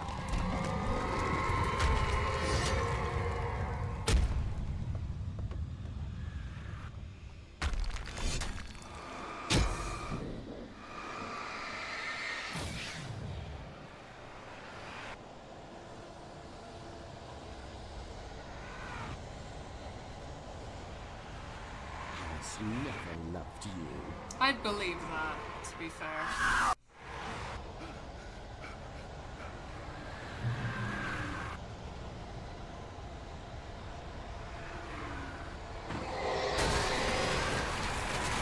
I'm not gonna lie to you guys, this apocalyptic shit really freaks me out. I'm pretty,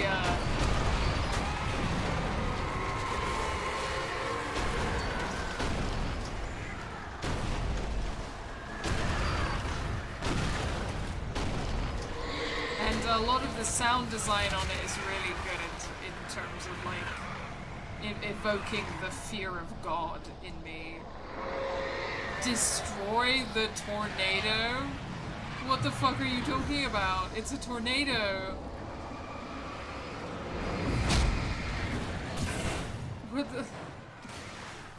What are you talking about?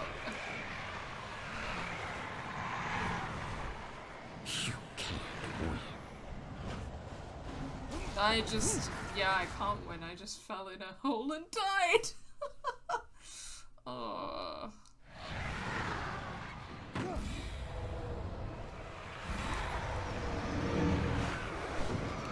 No, I'm genuinely pretty freaked out by, like, a lot of this game is not necessarily scary, but a lot of this shit is freaking me out.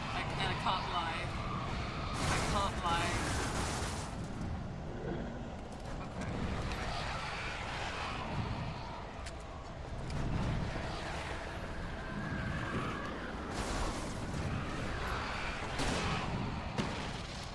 Okay. Okay.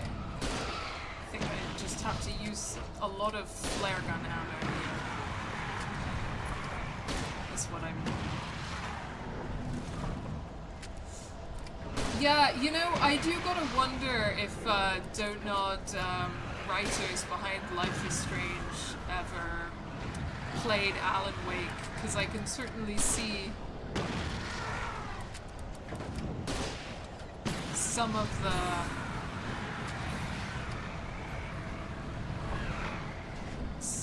the similarities, you know?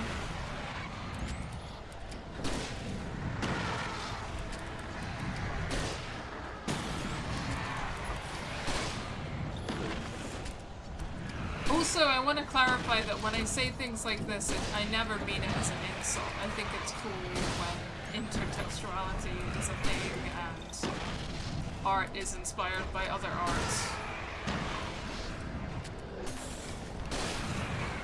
There's a difference between saying that something is like a rip-off of something or that something is inspired by something, you know what I mean? I had to get light into its heart to hurt it. Yes, Alan, I'm working on it. Oh, fuck off.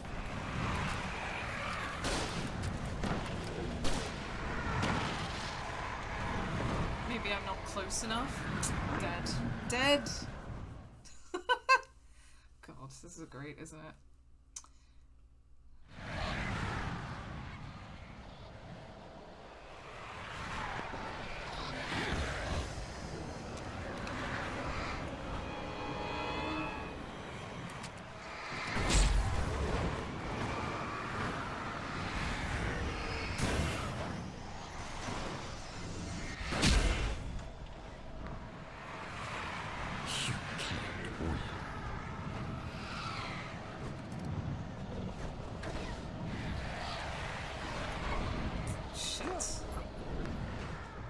Well, my timing there is completely off, so... This is what was behind the quaint, small-town facade. Yes, indeed.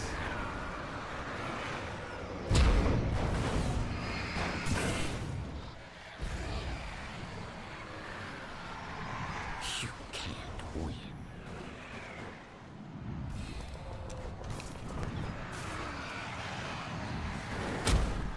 You will fail.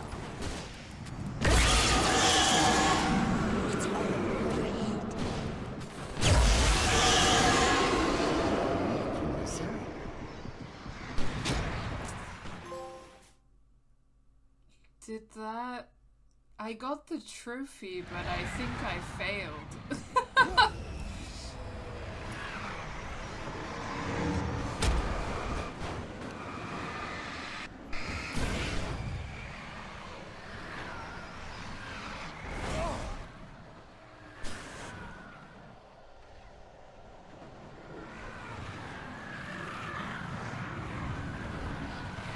You can't win.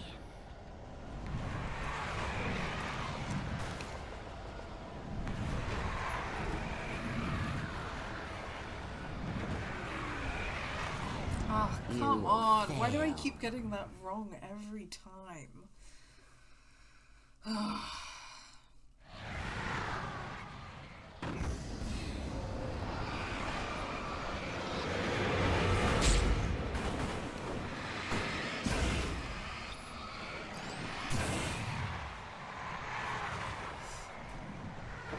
You can't win.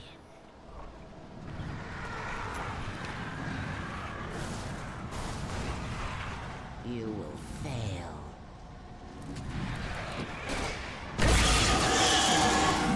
It's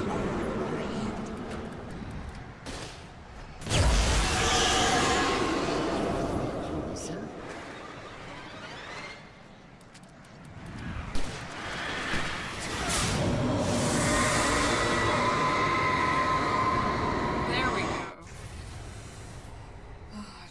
Christ.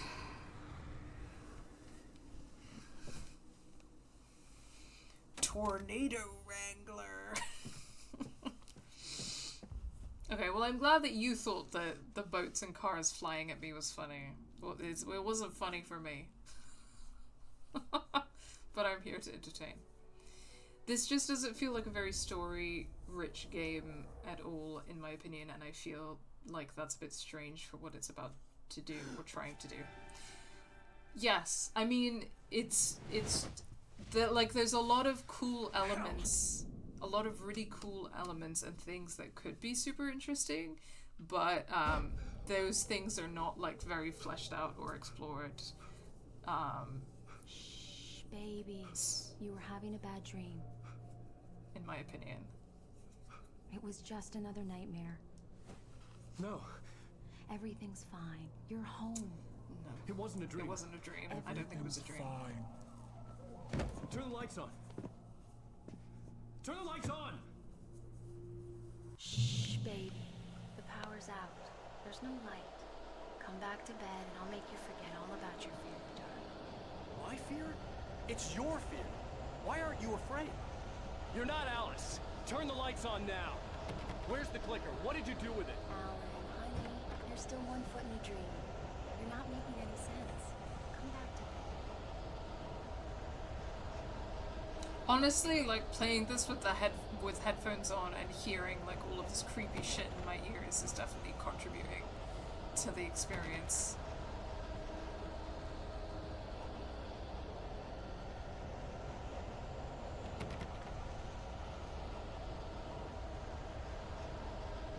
It was not all a dream. I refuse. Come back to bed, Alan. Come back to bed, Tom. Interesting. That's just the word clicker.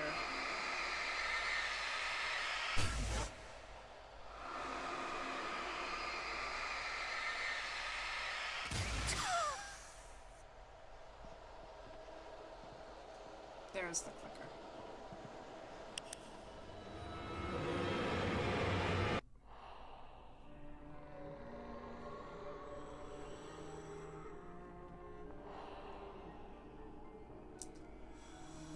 I think once again, because there's a lot of stuff, like elements that I think could be potentially interesting and that I like, but don't feel super rough around the edges and feel like they don't like go like interesting places that they could go with them. It does, with all the hype around Alan Wake 2, it does make me super excited for the idea of like a sequel to this game that is like got some of the cool stuff that this game has, but hopefully a lot better done. To the cabin.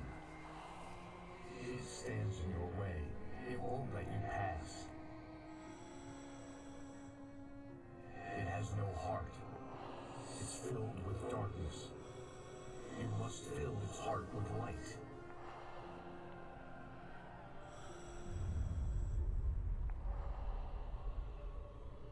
Okay. Don't mind him. He's Mr. Scott. Your friends will meet him when you're gone. Interesting. Use the clicker.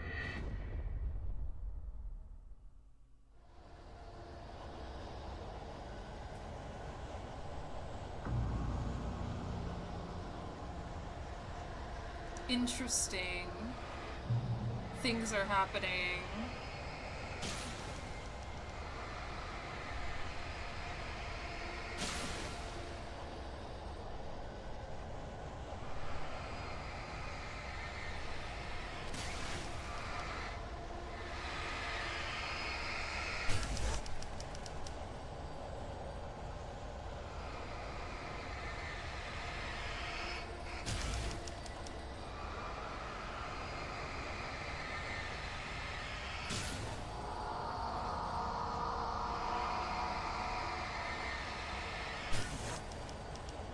This is cool.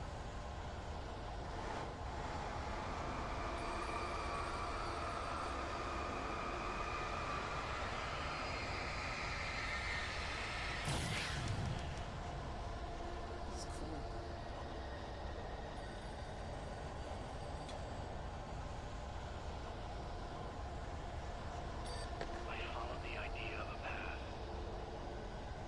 This is cool. This is neat.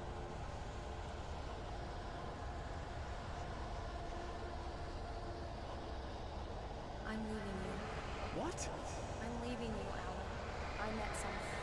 I'm in love with someone else. Alice? No, what are you saying? You can't. You don't love me. How could you? You don't even love yourself. All you do is torture yourself for work you can't do anymore. No, I love you more than anything in the world. You're my muse. I'm not. Who are you? What have you done with my Alice?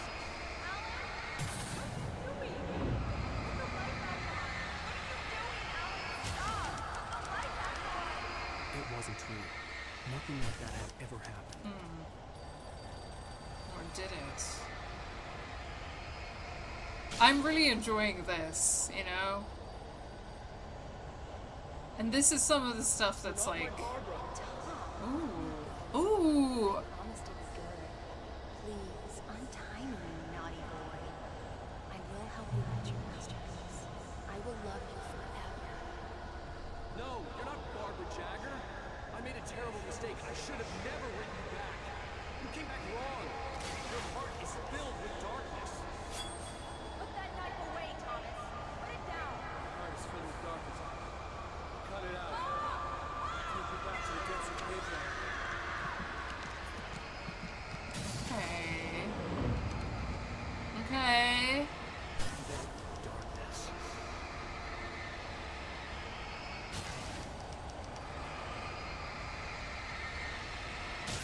There's something really interesting metatextually about this in terms of like the nature of video games, because of the way that you are turning like a word or an idea into like a 3D rendered object within this space.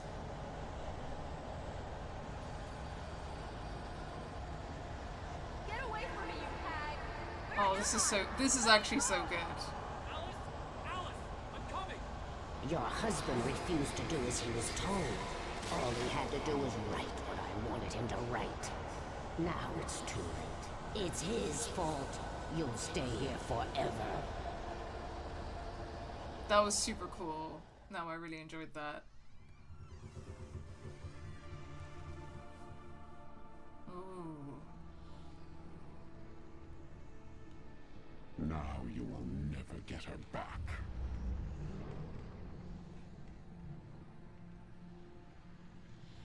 I am much older than you.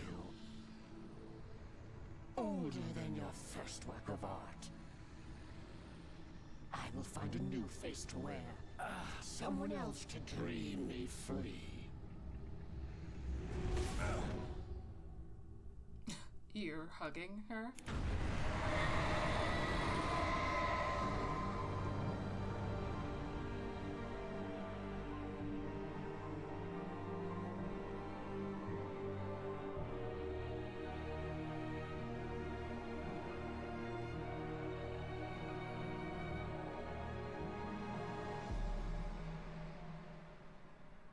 Okay.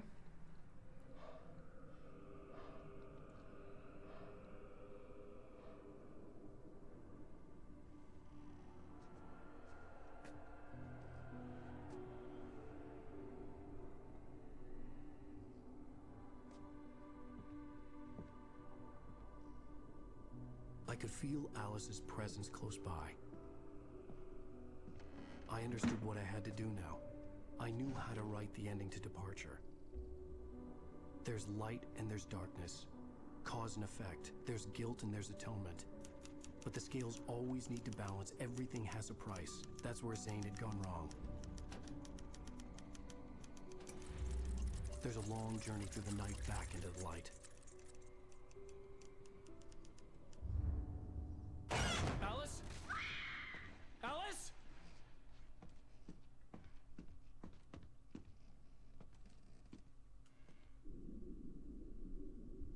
Oh no! Right, this is that moment at the beginning of the game.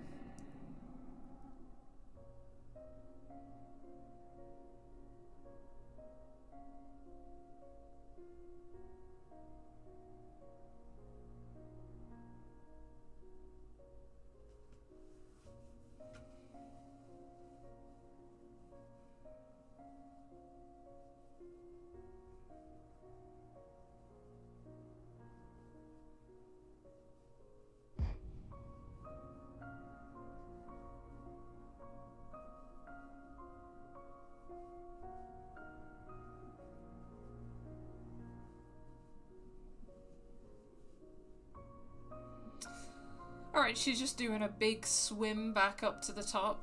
She's like, oh, I was just going for a long swim, Alan. He's like, how did you breathe underwater for 2 weeks?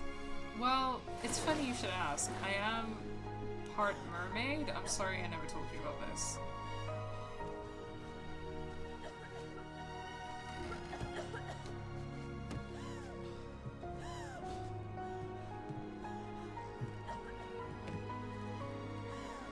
Somehow she's got her ring on.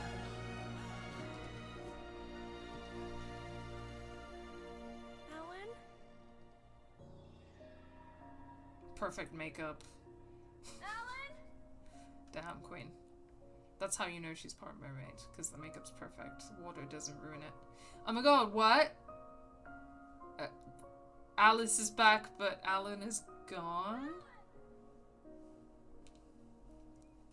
What's that about?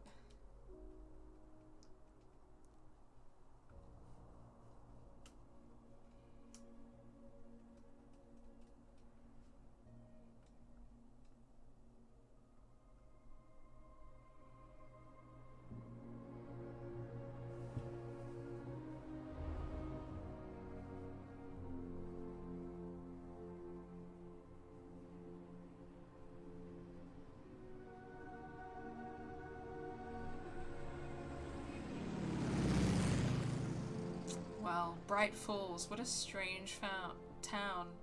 What a strange town. What a small town with dark secrets. Oh, it's Deerfest. Did he sacrifice himself to save her, but she'll never know? I think so, I guess. Oh my god, yes. To see old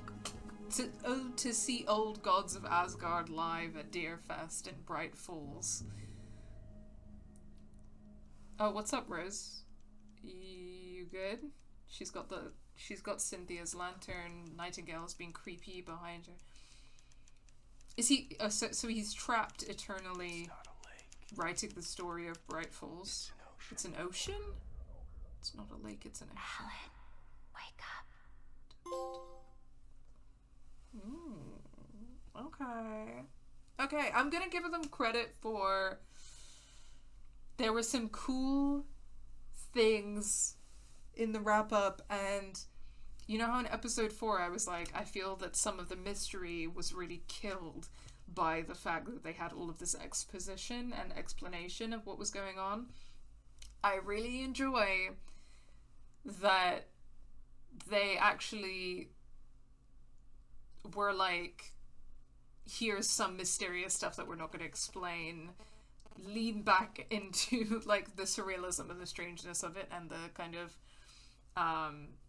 the meaning of it, rather than like having some kind of like exposition that explains the narrative logic of it all, which I think was a mistake the way that was approached earlier on. So yeah, that's the end. There are 2 DLC episodes, and I am going to I think I'm going to play at least one of those tonight. But that is the main game. Those are the main 6 episodes of Alan Wake, and I will play at least one of the DLC episodes tonight. It's not a lake, it's a wake. Lol. The sequel's going to be her trying to find him, lol. I don't think it is, but that would be funny. Just because I've like seen the trailer and stuff. That's Alan Wake. I think my overall opinion is it's got elements that I really like. I can definitely see the ways that it's like Lynchian or inspired by the work of David Lynch. I think there's a lot to unpack about the things that work and the things that don't work about that. But I'm gonna save that for another time because we're cooking up something for you. Yeah, I'm gonna say I'm glad I played this because ultimately I'm a bigger fan of a game that's like rough around the edges, doesn't quite hit the landing, but is pretty fun and pretty interesting and trying to do something something a bit creative, and that was this game to me. And I think that considering the hype for Alan Wake 2, again, the prospect of like the better parts of this game being delivered on kind of with like more powerfully is something that really excites me, because the stuff that I liked about this game I did really like. I just think that, you know, some of the writing and character choices were not ideal, but there was a lot to like. There was a lot that was interesting, and I can respect that. And you know, I've said before that like I've never finished Control, but I've played a little bit of Control. I'm going to stream that after I finish the DLC of Alan Wake, and I am super excited. And what I have played of Control I really liked, and Control was Remedy Studios' next game after this, and between this and Control you can definitely see the kind of like artistic vision of these guys, of this studio, shaping up and becoming just like really, really cool and really hitting the landing a bit more. Sticking the landing, sorry. So yeah, I'd be interested to hear what you guys think, so you're very welcome to share your thoughts, feelings, opinions, impressions of Alan Wake. Are you excited for Alan Wake 2 and indeed for Control? Yeah, that's it. I think we're almost in the credits, and then I will take a little break and we'll play one of the DLC episodes, I think. I'm not sure if I'll play both of them tonight, but I'll play at least one of them.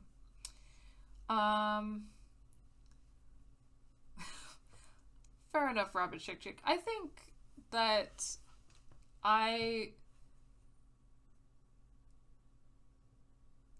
the stuff that I liked a lot. It felt like it's a game with a lot of potential, and the things that I thought that I didn't like or didn't stick the landing were not like really terrible, and I didn't really hate those things necessarily. So I think,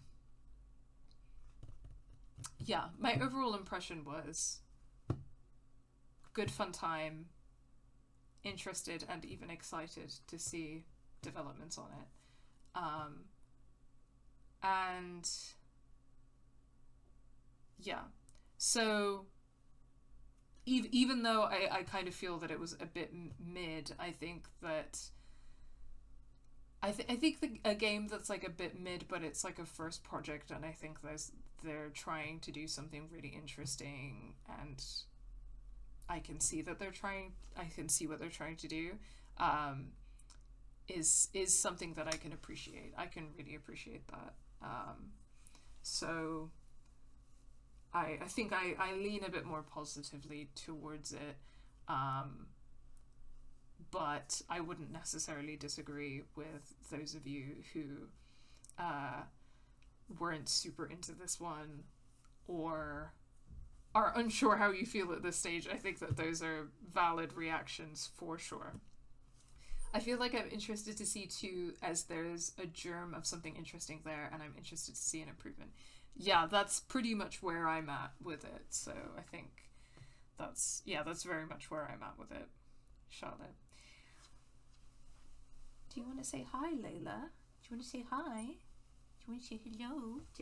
Oh, come on. Oh, come on, little baby. Good girl. Do you want to say hi? There we go. Good girl. She's like, why are you doing this? I was going to settle into my comfy position. You gotta say hi to the fans. You gotta show your face on camera. There, you're not so unhappy now, are you?